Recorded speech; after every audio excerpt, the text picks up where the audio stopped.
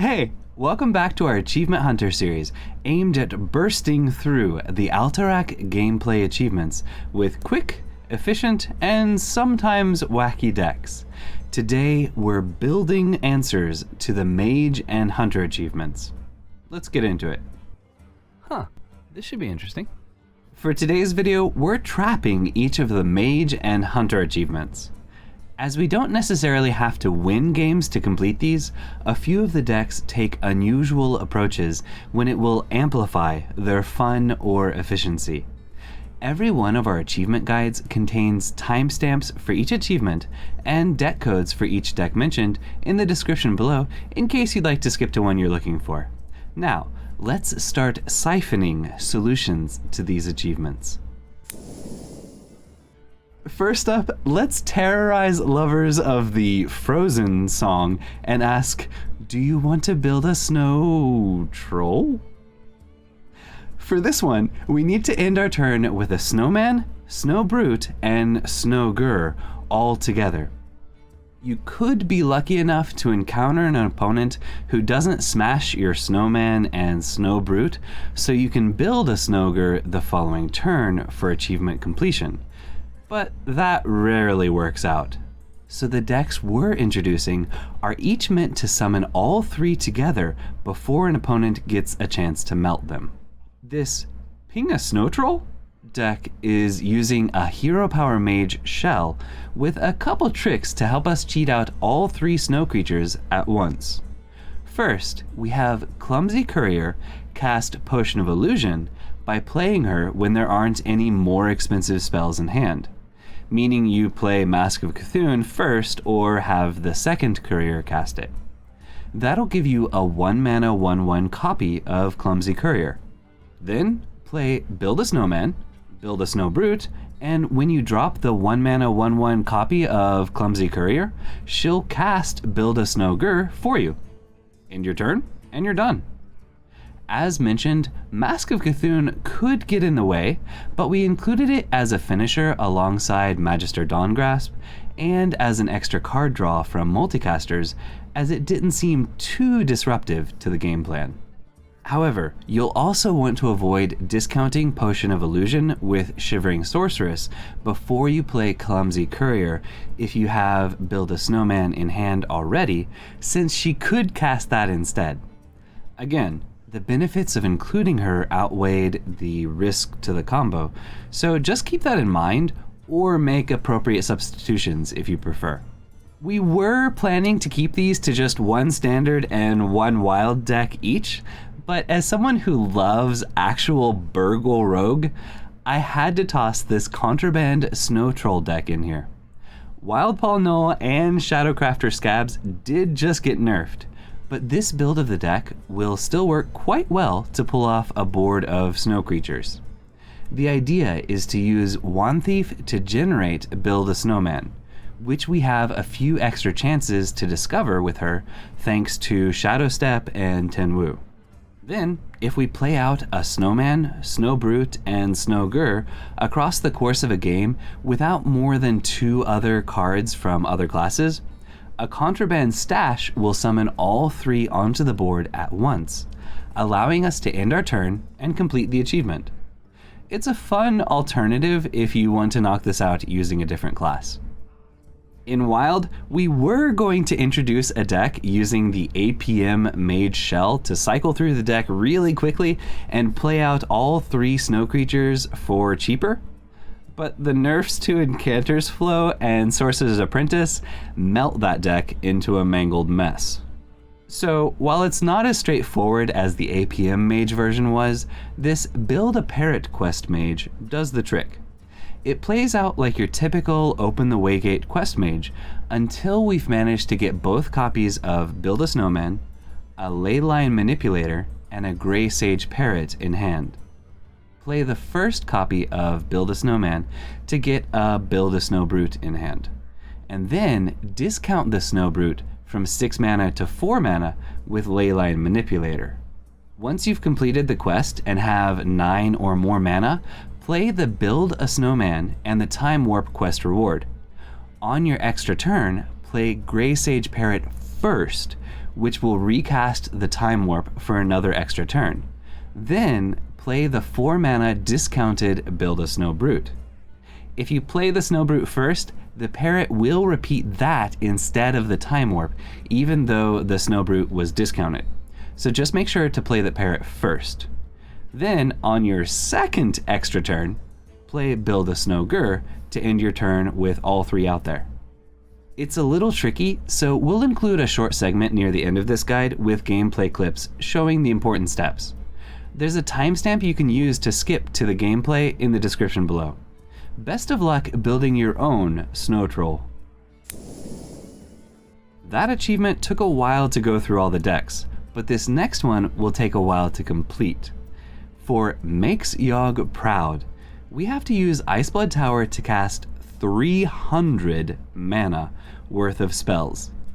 If you include a fair number of low-cost spells, this one will take quite a while to complete. And waiting until turn 10 each game to get started getting progress on this one would make this achievement feel like torture. That's why this clumsily brilliant mage is running lots of high-cost spells, with the only cheap spells being Wildfire to keep us going and Arcane Brilliance as one more way to get an early Iceblood Tower in hand. We've also got Clumsy Courier to cast Iceblood Tower alongside a body so that we can get progress rolling as soon as possible. The rest of the deck will buy us time while also potentially allowing us to knock out the 8 damage hero power achievement we'll look at next. But in Wild, Clumsy Courier gets overshadowed by Naga Sandwich, as an on-curve Sandwich will let us play Iceblood Tower on turn 6. Thanks to her, the other big spells we're running in the deck won't feel so clunky once they're in hand, particularly if we have the Celestial Ink set discounting other expensive spells. With just the right draws and discounts from Naga Sandwich, paired with the Ink set, you could play 40 mana worth of spells for just 10 mana. And since this deck was from HS Replay, you can find statistics there to help with the mulligan. It'll still take a fair number of games, but the win rate is above 50%, so you can climb a little while discovering what the runes of the Archmage and the puzzle boxes have in store for you. Enjoy the chaotic RNG as you make Yogg proud. The final Mage achievement calls on us to deal 8 damage with a single hero power as Mage. The standard deck we're introducing is one of the first decks we highlighted after Alterac Valley came out. We were really excited about using Magister Dawngrasp alongside Wildfire, only to be disappointed to learn that even when Dawngrasp recast Wildfire with their battlecry, the Arcane Burst hero power wasn't upgraded. A few weeks later, Wildfire's effect was changed to last the rest of the game, making this deck very powerful, as with Dawngrasp's battlecry recasting Wildfire, Arcane Burst will deal 5 damage to start. So, you just need 2 honorable kills to reach 8 or more damage with your hero power. And since Reckless Apprentice will upgrade the hero power per honorable kill during his battlecry, it's usually not that difficult to end the game dealing 9 damage or more against decks running larger minions. However, that does require getting a couple honorable kills to complete this achievement. This hero power deck in Wild has quite a few other ways to increase your hero power damage. It still runs Dawngrasp in case you want to go that route, but they're not necessary, as Wildfire, Daring Fire Eater, Arcane Amplifier, and Clockwork Automaton, alongside the odd hero power, make an easy 8, 10, or 16 damage hero power. Of course, Jan'alai isn't fundamental to the deck, but considering the name of this achievement, summoning Ragnaros seemed like a fun side quest for the achievement. Have fun yelling honorably "Die, insect!" at your opponent. Mages aren't the only ones looking to deal 8 damage or more in a single strike. Hunters are out for blood, looking to deal 8 damage in one attack with Bloodseeker. Yes, we could get 6 ever-increasing honorable kills with Bloodseeker to increase its attack to 8, and with help from cards like Ace Hunter Kreen, you might not die in the process. But there are simpler ways of getting to 8 attack than hoping your opponent gives you a near-perfect board each turn. First up, we've got this Seeking Blood from Face Hunter in Standard, with Wound Prey, Arcane Shot, and Quick Shot to do various amounts of damage. It shouldn't be too difficult to set up 1 or 2 honorable kills as you build your way towards an 8 damage Bloodseeker. However, thanks to Devouring Swarm giving additional copies of Toxicologist and Ratchet Privateer back to hand, it's entirely possible to knock this one out without doing a single honorable kill. If you'd like to see an earlier version of this deck in action, where we were missing the Devouring Swarm, as well as the Wild Hunter deck we'll introduce in a moment, there's a link to a gameplay highlight video alongside the deck code in the description. Now, since rogues have lots of poison buffs to quickly boost your weapon's attack to 8 or more, you could try generating Bloodseeker from Stolen Steel in Wild. We experimented with a deck running Stolen Steel and Educated Elix for multiple chances per game to discover Bloodseeker, but even with 3 choices per spell, there are 99 other class weapons available in Wild. So we'd still recommend going after this as a hunter.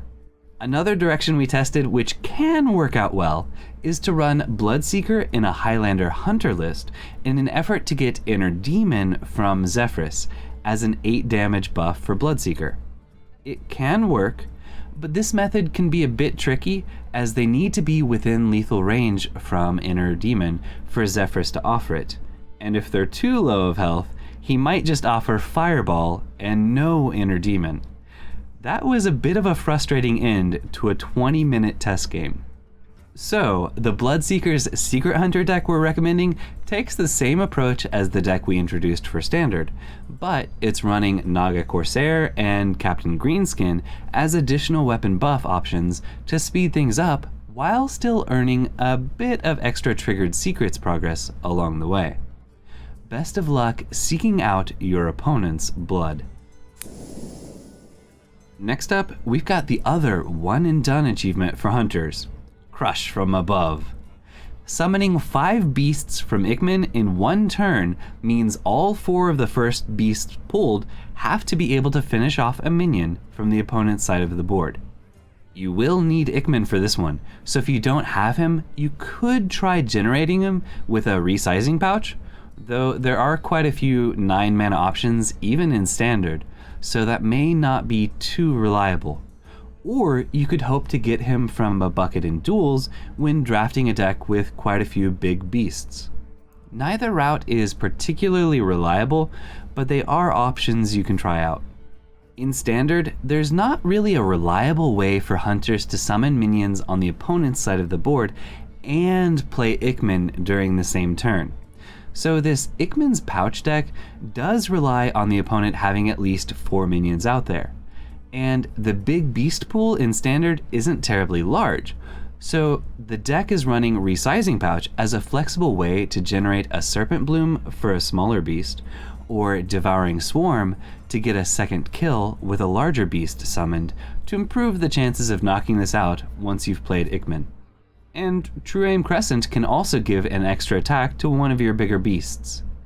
Vandar improves the chances you'll be able to play Ikman before you draw more than 4 of the beasts from your deck, as we were only able to cram 9 sizable beasts in while keeping it survivable.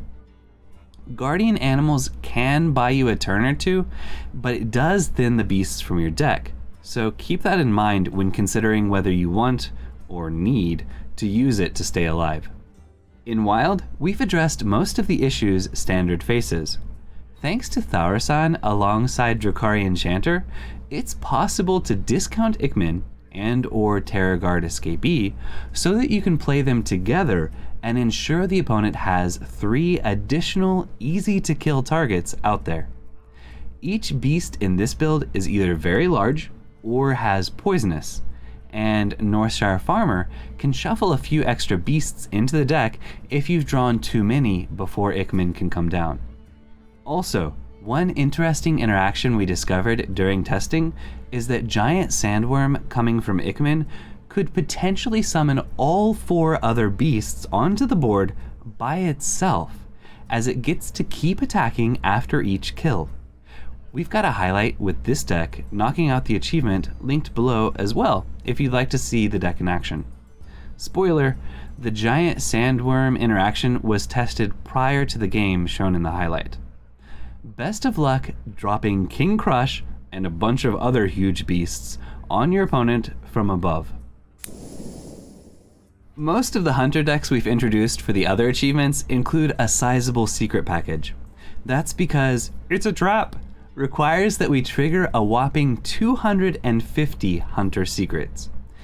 Even after completing those achievements and playing normal Hunter decks, there's a good chance you'll still need to grind through a few more Hunter secret triggers. So, this a few secrets Hunter is packed full of secrets and secret synergies. Not only is it running 12 secrets outright, but you have additional secrets from Mystery Winner, Rinling's Rifle, and Tavish for 18 possible triggers per game. Though Drekthar dumps the Crossroad Gossipers onto the board, and if they see a few secret triggers, the game will likely end before you reach 18 secrets. Still, it's a fun, swift, and powerful deck to chase this one down. We took a similar direction in Wild, but unsurprisingly, it's possible to cheat even more secrets into play even faster thanks to Cloaked Huntress and Phase Stalker. The total number of secrets possible per game is lower with this deck, but the games tend to go much faster, so it feels like a fair trade-off. Both decks are fun and efficient ways to lure your opponent into a remarkable number of traps. Enjoy.